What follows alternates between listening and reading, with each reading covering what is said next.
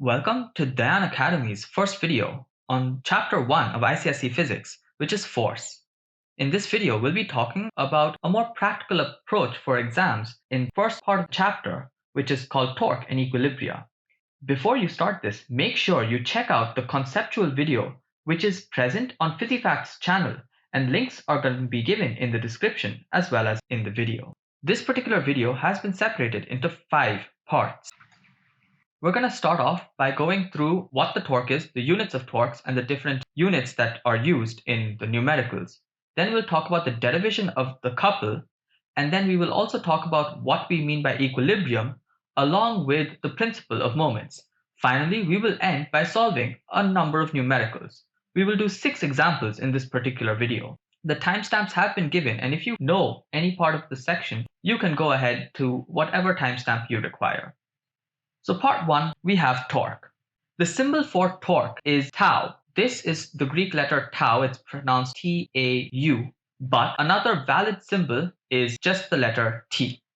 The formula for torque is going to be the force into the perpendicular distance. So this is the force, while this is the perpendicular distance. That's perpendicular distance, all right? And this is the perpendicular distance between the force and the point of rotation, or the pivot point. In general, the units for force is newtons and the units for distance is meters. So the units for torque should be newtons into meters. Now, some of you would already know that we also have work done is equal to force into the displacement, which is also measured in meters. And this is also in newtons. So work done also has the units of Newton meters. However, in this case, we call this as joules, but we do not call this Newton meter as joules. So remember that the reason we do not call this as joules is because joules is by definition a scalar quantity. That means it has no direction.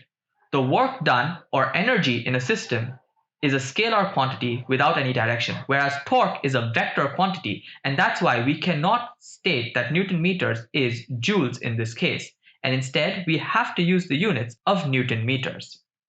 The SI unit is Newton meters, but we also have the CGS system, where we use the CGS system of newtons, which is Deayan, and meters, which is centimeters.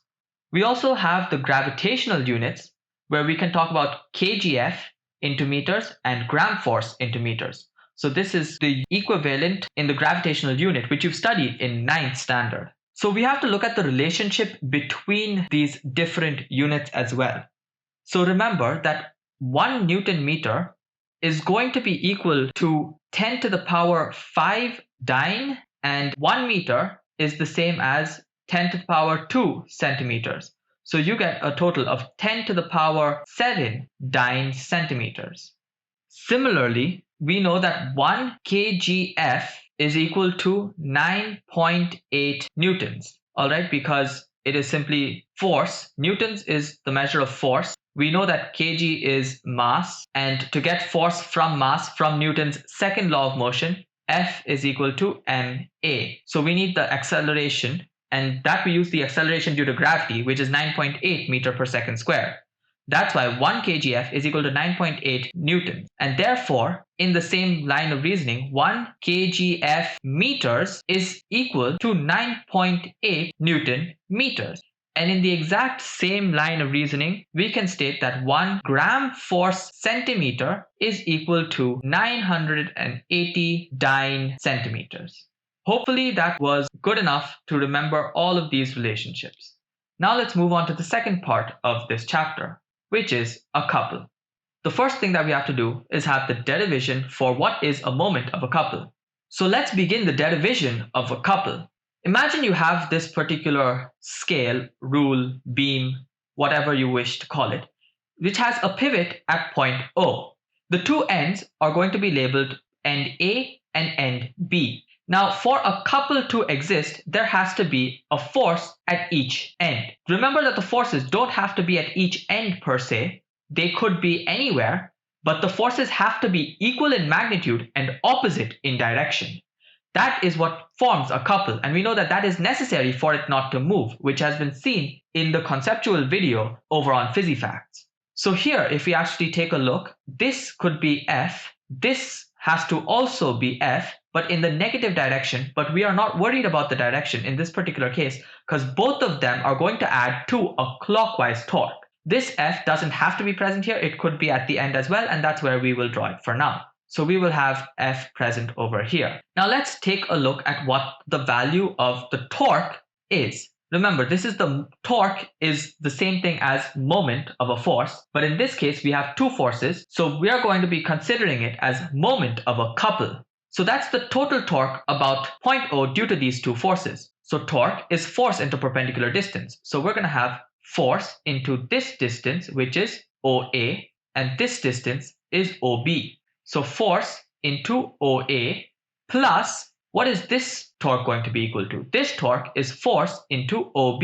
Now the forces are the same, so we can simply consider it common and take out force into OA plus OB. So that means this could be any one of the forces because they both are the same. Now look at what OA plus OB is. That's just the distance between the two forces. That's why we can take force is equal to, the total torque is equal to the force into the distance between them. Now this distance is still going to be the perpendicular distance between the two forces, and that perpendicular distance is called the couple arm. So therefore, moment due to a couple is equal to force into distance. This is the perpendicular distance between the two forces. Hopefully that derivation made sense. Now let's move on to equilibrium. Remember that for an object to be in equilibrium, they have to be in one of three states. It could be a state of rest. It could be a state of linear motion, which means velocity is equal to constant. A state of rest implies velocity is equal to 0. Or it could be a state of rotational motion. That means that the object is going to pivot about a point at constant speed. It cannot be constant velocity because the direction is continuously changing. So this is what we would call uniform circular motion, and we will deal with that in the last part of this particular chapter. However, these three states, whichever one it is in, has to remain unchanged or unaffected while there are a number of forces acting upon it. So this means for an object to be in equilibrium, there must be a number of forces acting on it, but even with the number of forces acting on it, the state of rest, motion, or rotational motion has to remain unchanged or unaffected. So there are two types of equilibrium. There's static and there is dynamic. Remember, for static equilibrium, velocity is going to be equal to 0. And for dynamic equilibrium, velocity is going to be equal to a constant.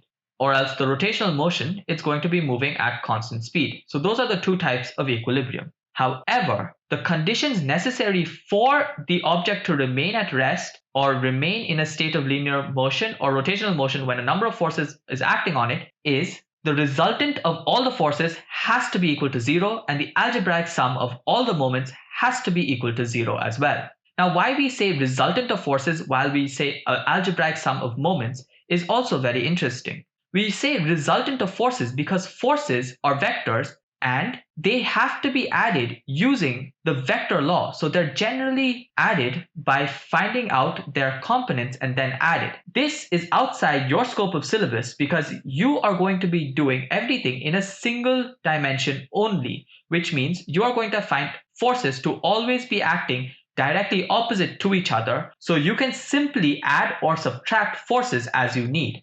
However, the correct term is to use the resultant of forces. On the other hand, in case of moments, you have only two types of moments about a point. There's only positive moments possible or negative moments possible. There cannot be anything else. So we just have to find the algebraic sum of these moments. Hopefully that was good enough for equilibrium. And that comes to our final concept, which is principle of moments. Remember, the statement of principle of moments is in equilibrium, the sum of clockwise moments is equal to the sum of anti-clockwise moments. This is the same thing as stating the general condition for equilibrium, which is the algebraic sum of moments has to be equal to 0. That is what we are stating over here. We can state that because anti-clockwise moments are always considered to be positive, while clockwise moments are always considered to be negative. However, if you state them as clockwise moments, you do not have to use the negative symbol. So we can always state that it is, for example, 5 Newton meters in the clockwise direction. And in case of anti-clockwise, we can say it's 5 Newton meters in the counterclockwise direction or the anti-clockwise direction. So in this particular situation, we can just equate the two. On the other hand, if we were to use the principle of equilibrium, in that case, we would have to say the algebraic sum of moments. So we would say that 5 Newton meters, which is implied that it is counterclockwise, minus 5 Newton meters, because this minus implies that this is going to be clockwise, is going to be equal to 0. And that is how we use either the principle of moments or the principle of equilibria to solve the questions. All of them are basically the same. Both statements are basically equivalent. Finally, let's solve a few numericals to get the hang of how questions are going to be coming in our exams. So let's start off with the first example for the first numerical. A nut is opened by a wrench of length 10 centimeters. If the least force required is 5 newtons, find the moment of force required to turn the nut. So the first thing to all questions is to draw a diagram or state whatever is given. So this is the diagram that we have. We know that the least force required is 5 newtons. The pivot point has to be the center of the bolt. And the length of the wrench is 10 centimeters. So we know that this length is going to be 10 centimeters. We also know to get the maximum torque using the least force, we have to place the force at the furthest distance possible from the point of rotation. So that's why we have to place it right over here. And this is where the 5 newtons of force is acting. So we know that the 5 newtons of force is acting 10 centimeters from the pivot. So what is the moment of force that's acting on the pivot? We know that the torque is equal to the force into the perpendicular distance. Now remember, the torque, they've given to us the force in newtons and they've given the distance in centimeters. But the unit for torque is Newton meter. So we have to convert this centimeters to meters first. So that's why we get torque is equal to 5 newtons into 0.1 meters, which means we get 0.5 Newton meters as the answer. Now let's move on to the next question. Based on the diagram given below, we have to calculate the moment of force F1 about point O, moment of force F2 about point O, and the total moment of force acting about point O. So let's start off with the first part of the question. Moment of force of F1 about O. So they want only for the force F1, not the total moment of force, only F1. So we're just going to consider this and ignore this for now. So we already know torque, which is the moment of force, is equal to the force into the perpendicular distance. So 5 into 2, which is going to be equal to 10. Units are always very important, Newton meters. The second question is the exact same, will not waste too much time on it. The force is going to be 3 newtons into 4 meters, which is equal to 12 Newton meters. Now remember that if we were to just leave the answers like this, we would actually get one of them wrong at least. That is because this particular force is acting in the counterclockwise direction. This one is acting in the clockwise direction. By convention, we always consider clockwise to be negative. We should have marked this as minus 12 Newton meters. Or what we could have stated is 10 Newton meters in the counterclockwise direction. Or we could have stated this one is equal to 12 Newton meters in brackets clockwise direction. So we have to mention this so that we do not lose marks in our exam. Always be clear about what the answers are. So the total moment of force acting about O, that is simply going to be the algebraic sum. So what is the algebraic sum? So total torque is going to be equal to 10 minus 12 Newton meters. So that is going to be equal to minus 2 Newton meter. Now remember, we could leave it at this, or we could say this is equal to 2 Newton meters in the clockwise direction. So sometimes instead of saying CW, it's even better to write down clockwise direction. If you feel like my handwriting is not legible, do let me know, and hopefully with practice of using the mouse, we will get to a better handwriting soon enough. Now let's move on to the third numerical. A uniform meter rule balances horizontally on a knife edge placed at the 58 centimeter mark when a weight of 20 gram force is suspended from one end. Let's draw the diagram of the arrangement. So always make sure that you have a good scale along with you when you go for your physics exam so that you could draw these diagrams easily. So here we have a uniform meter rule. It is placed at the 58 centimeter mark. So here we have a knife edge, and that is at the 58 centimeter mark.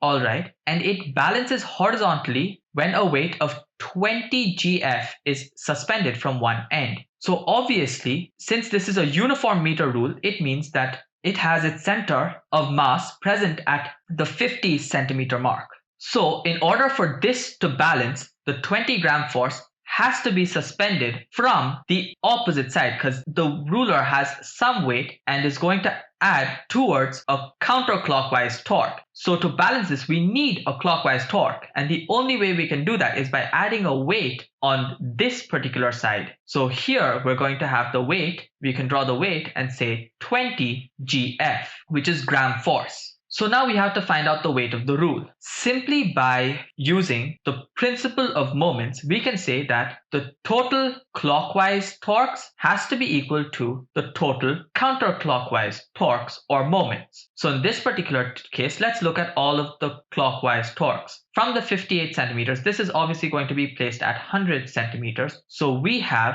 42 centimeters into 20 gram force has to be equal to, we're going to state that the weight is going to be x gram force. So it's going to be equal to 8 centimeters into x gram force. In this particular case, I happen to write the distance first and then the force, but it's always a good practice to write the force first and then the distance. Let's continue with this particular example. Here we get 840 gram force centimeters is equal to 8x gram force centimeters. Therefore, we can conclude that x is going to be equal to 840 divided by 8 grams. So if we actually do the division, we get 105.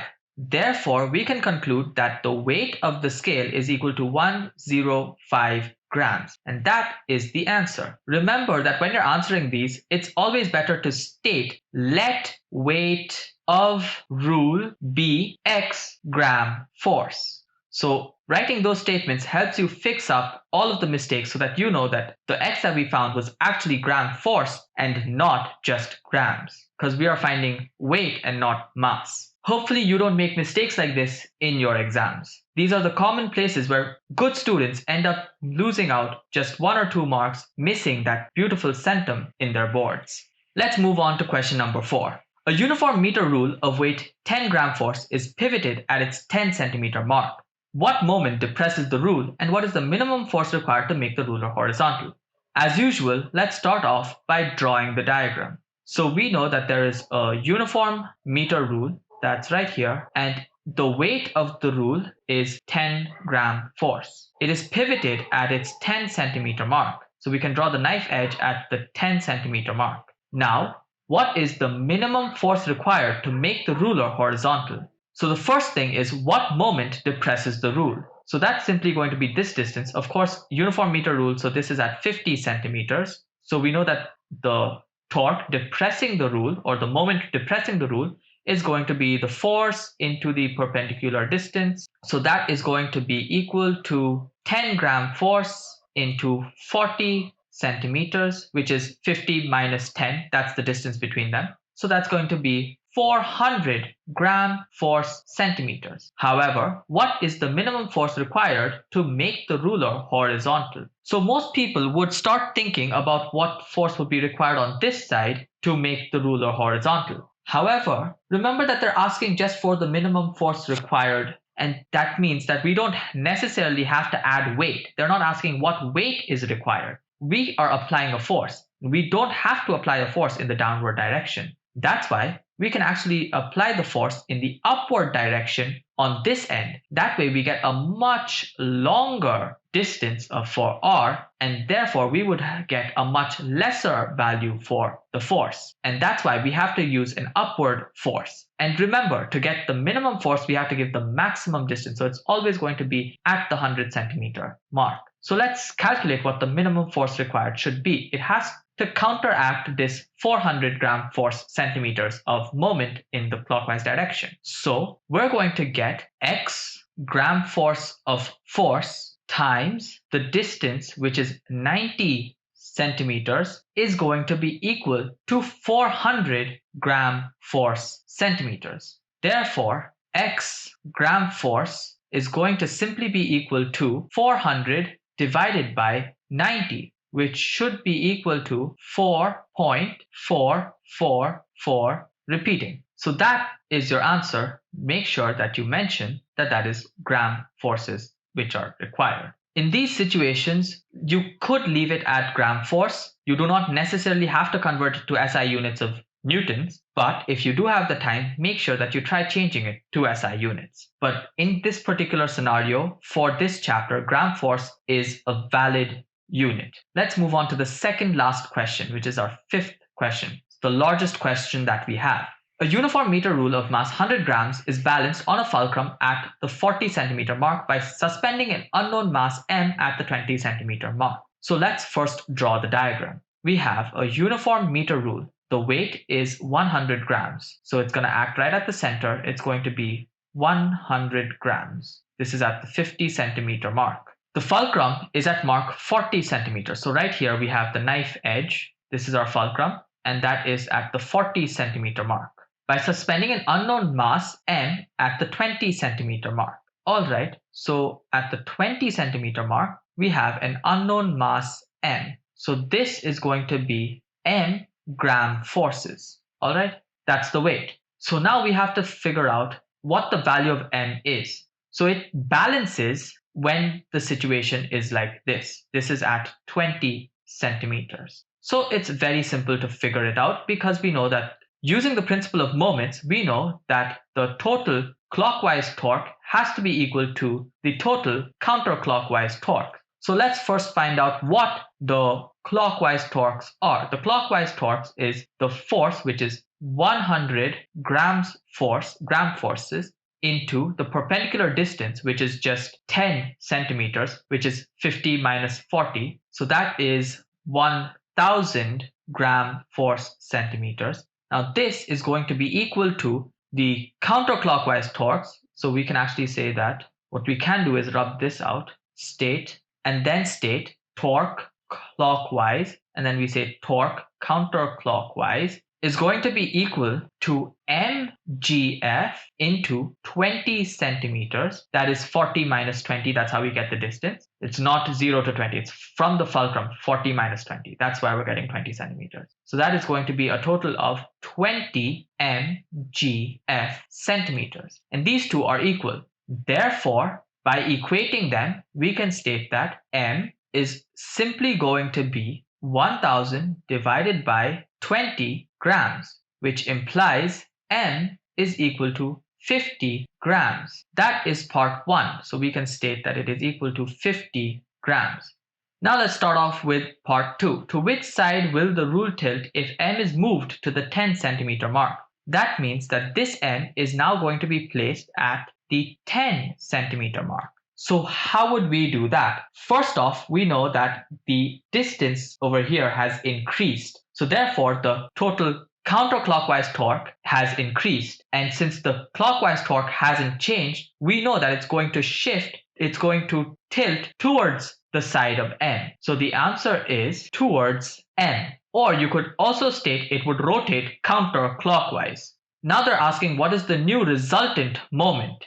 So we knew that the previous clockwise moment was 1000 gram force centimeters.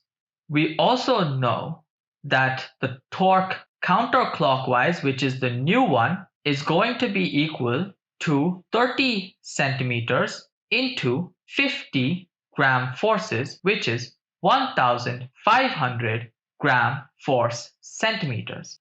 Therefore, the torque nu is going to be equal to 1,500 minus 1,000, which is equal to 500 gram force centimeters. You can always mention that it's going to be in the counterclockwise direction, although by stating it positive, it is implied. What is the new resultant moment?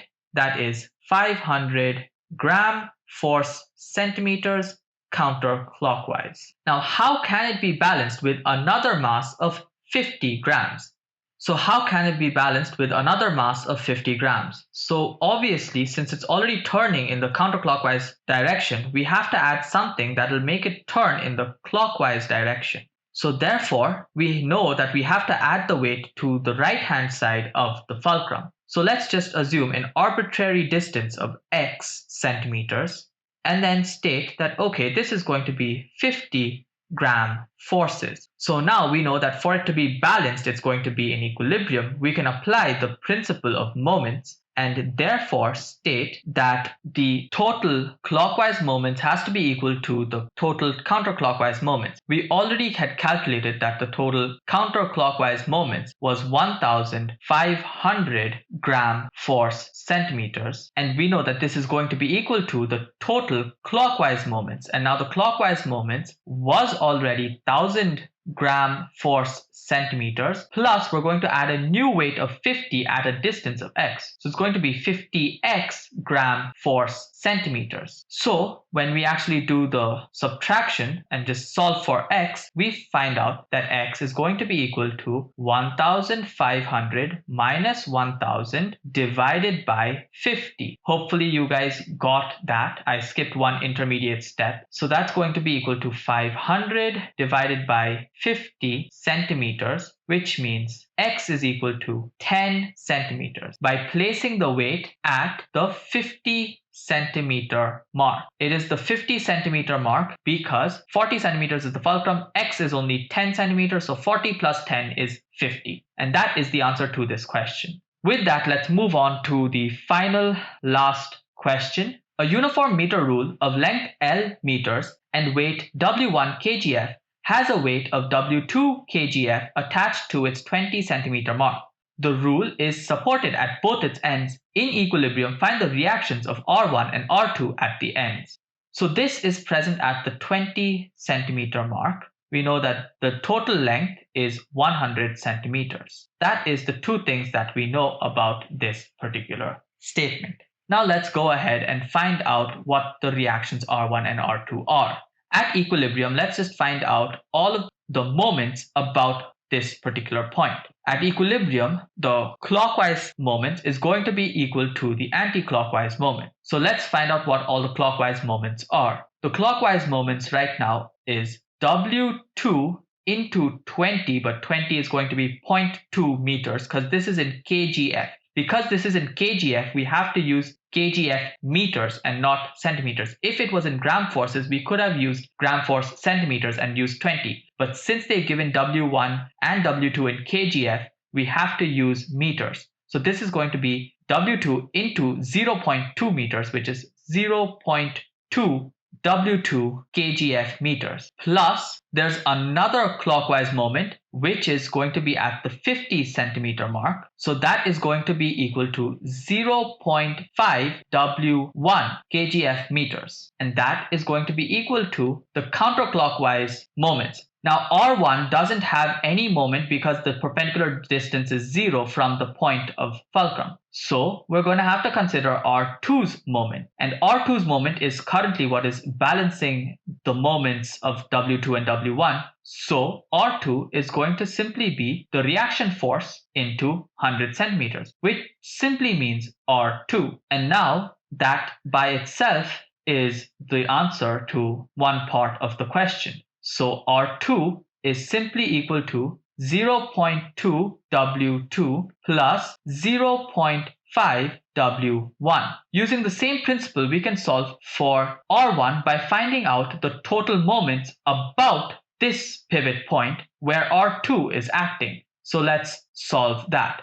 Here, all of the clockwise moments is only r1 into perpendicular distance is 100 centimeters. 100 centimeters is 1 meter. So it's just 1 times r1. So it's equal to r1 itself, which is exactly what we did over here. This is actually r2 into 100 centimeters, but that 100 centimeters is 1 meter. And since we're trying to find it in kgf meters, so it's just 1 and it just remains as r2. So here we have r1 is going to be equal to all of the counterclockwise moments. So what are the counterclockwise moments? In this case, it is 0.5 w1 because w1 into 50 centimeters plus we have w2 into 80 centimeters because it's 100 centimeters minus 20 centimeters. The distance here is 80 centimeters. So it is going to be 0.8 w2. So there we have r1 and r2. r1 is going to be equal to 0.8 w2 plus 0.5